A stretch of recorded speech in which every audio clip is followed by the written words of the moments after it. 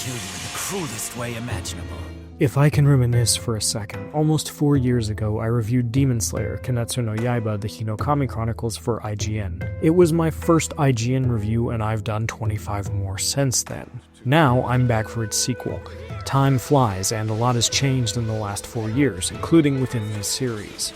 The Hinokami Chronicles 2 is a bigger, better version of its predecessor that adds new ways to play while maintaining what worked and tweaking what didn't, even if it's not exactly out here discovering new forms of demon slaying.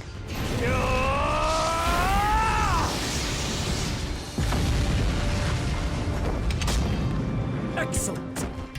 If you're unfamiliar with Demon Slayer, it follows Tanjiro and Nezuko Kamado, who are out for vengeance after demons murder their family and transform Nezuko into a demon herself. The original Hinokami Chronicles went through the end of the Mugen Train arc, and the Hinokami Chronicles 2 picks up from there. For the most part, this sequel kind of expects you to have familiarity with what's going on, but if you don't, you can at least hop into the Path of the Demon Slayer mode, which allows you to replay a truncated version of the original story comprised of just 6 one-on-one fights. It was a useful refresher, but none of the big flashy fights against the massive bosses from the original game are here, and even some of the smaller fights are missing. Worse, the ones that are here are based on the playable versus mode versions of the bosses you fought, which means they're essentially just glorified versus CPU matches. I'm grateful that Path of the Demon Slayer is here at all, but it feels like there should have been more to it. Thankfully, the real meat is in the main story mode, which allows you to play through the Entertainment District, Swordsmith Village, and Hashira training arcs.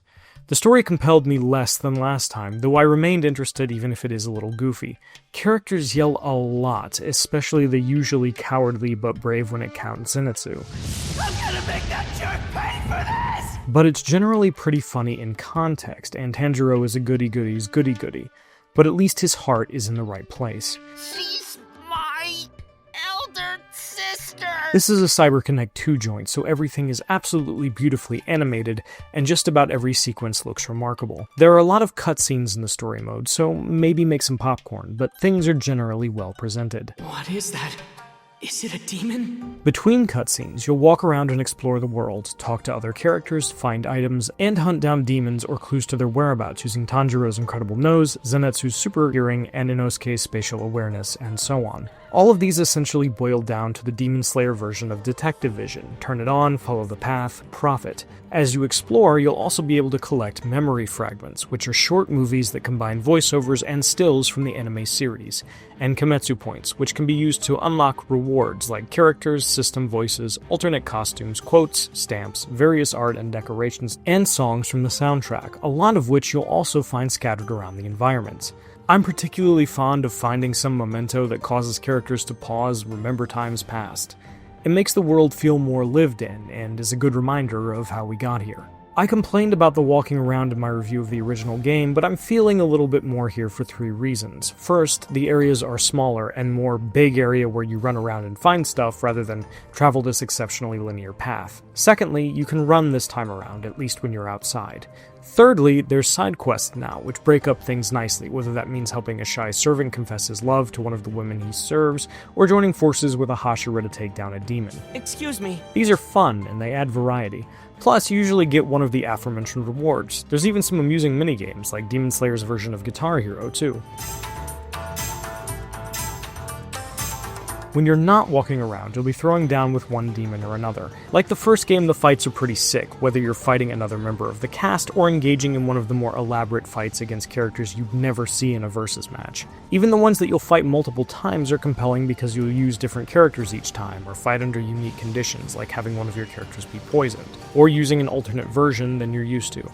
The boss fights are flashy and engaging throughout the Hinokami Chronicles 2, and easily the highlight of the story mode. You abominable, insignificant wretch! When it comes to the actual battle system, this sequel doesn't make a ton of changes. Attacks are on one button and specials another.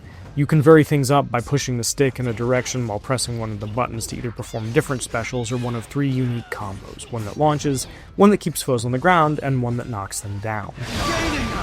Each fighter can also throw, dash, perform an ultimate art, use heavy attacks, and activate 2 special power-ups, Boost and Surge. Boost powers up your attacks and has an extra combo route, while Surge gives your character unlimited meter for a short time. Coming through for everyone, no matter matter what! The controls are simple, but there's a lot of depth to this combat if you're into that, and I enjoyed learning how to build combos with each character, figuring out advanced techniques, and identifying the best way to parry certain characters. I'll also sing the praises of a few of the changes CyberConnect 2 has implemented. First, heavy attacks are no longer bound to forward plus the attack button. Instead, you'll hold guard and press attack, which cuts down on accidental whiffs. Secondly, while the combo gauge is still here, I haven't noticed characters falling out of combos if you run out of gauge during multi-hit attacks like in the original game. These are both very, very good changes. While you'll sometimes fight solo in story mode, the Hinokami Chronicles 2 is meant to be a tag game. In 2-on-2 battles, you can call in your tag partner for an assist that utilizes one of their special moves for half your assist gauge, or spend all of it and have them save you from a mid-combo beatdown. You can also fully swap between your characters provided you have the gauge for it, and since health is shared between them, you'll never have to fly solo, even when things are looking bad for the home team. In a new twist, some characters are so strong they don't get assists at all, while others come as a pre-built tag team. Certain teams even have unique dual ultimate arts, which incentivizes you to pair characters who already have a bond in the lore. Let's finish this, Makomo! Water breathing! Fourth floor! Striking time! As before, the real strength of this system is movement and positioning. Finding the sweet spot between being far enough away from an attack to dodge it and close enough to punishment when you do is as compelling as landing that huge combo, especially when you cash out with a particularly flashy ultimate art. Third floor! The best story mode bosses force you to learn their patterns, pick your spots, and execute when you find your moment. Last time I complained that bosses could knock you back at will, even when you're laying the smacketh down, and that their boost modes are so powerful that you'll spend a lot of time playing defense once they activate them. Both are still true, and while they can be annoying, it doesn't feel quite as bad this time. And when you finish that fight and transition into a flashy QuickTime event called the Final Clash to cap off the brawl, still cinema.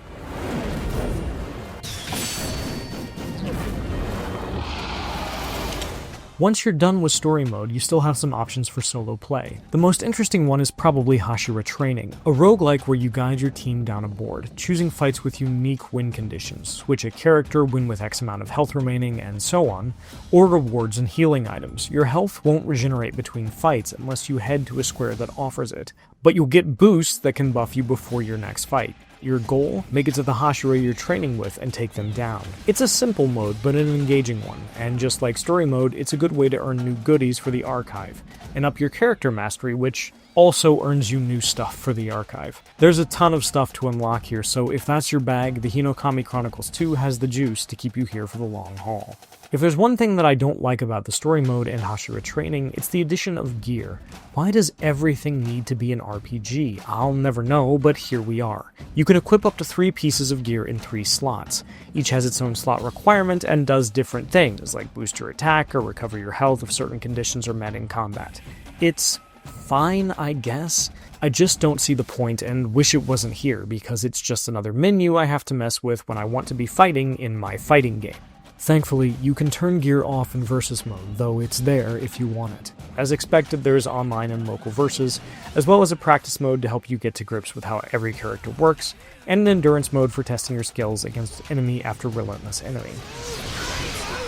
The original Hinokami Chronicles was hamstrung by its relatively small roster, only 18 characters at launch. The Hinokami Chronicles 2 has more than 40, greatly upping the multiplayer value and offering far more variety. My only real complaint regarding modes is the lack of a decent tutorial. Yeah, there's text-based tips and tricks, but what's here in the story mode is sparse, and doesn't hit on the more advanced stuff. Good teaching tools are a must in a fighting game, even an arena fighter, and the Hinokami Chronicles 2 doesn't really have any. It's a shame. Thunder breathing. First floor. Thunderclap and flash. 6th floor. Demon Slayer Kimetsu no Yaiba, the Hinokami Chronicles 2, is a good arena fighter, and a noted improvement over its predecessor, but it's not a sea change. I'm not over the moon about the inclusion of gear, I yearn for better teaching tools, and I wish there was more to the path of the Demon Slayer. But the story mode is compelling, the fighting still has the juice, and I'm a big fan of the expanded roster, smart if subtle gameplay changes, and the roguelike Hashira Training mode. The Hinokami Chronicles 2 is a worthy sequel to a good game, and a good game itself. I just hope we don't have to wait another 4 years for a sequel. For more, check out my review of Ninja Gaiden Ragebound or our review of Killing Floor 3, and for everything else, stick with IGN.